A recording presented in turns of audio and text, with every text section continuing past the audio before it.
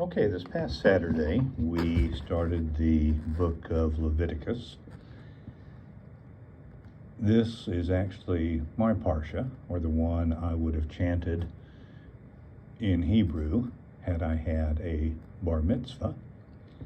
But since I'm a convert, I did not have one. So this little sermonette will have to take its place. This week's Parshah is cram-packed with great stuff. We begin the book of Leviticus, pertaining to the tribe of Levi in the Latin.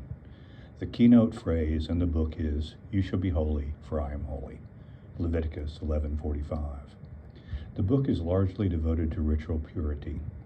The Dead Sea Scrolls contain 16 copies of the book, more than any other book of the Bible, although Deuteronomy is not far behind. There are even 2 copies from the ruins of Masada.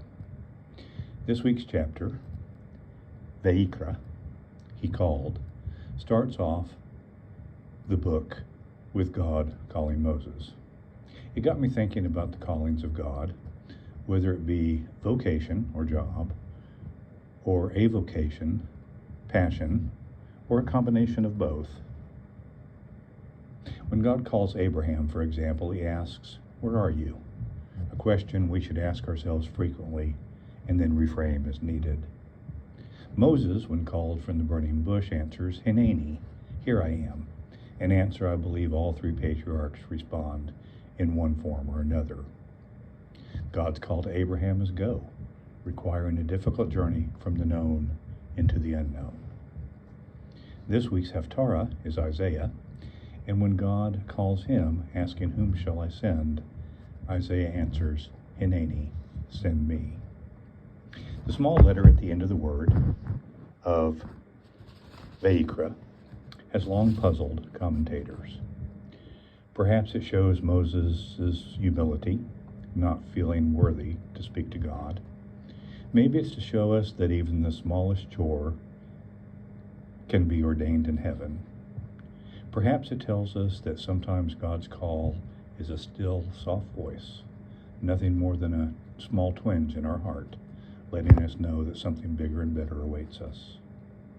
Or, for that matter, it could be a scribal error, or someone tried to fix it by adding in the letter later, reminding us that perfection is not necessary to hear the call. Vayikra calls upon each of us to be attentive and listen for the call, then to step up to the plate and say, "Hineni, send me." This week's Parsha starts off talking about the sacrifices, and one of them is the peace or goodwill offering, which doesn't have a specific purpose.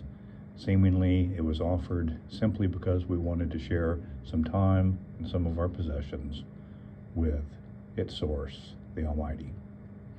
Atonement is likewise mentioned, and I strongly believe that there is a very big difference between atonement and forgiveness.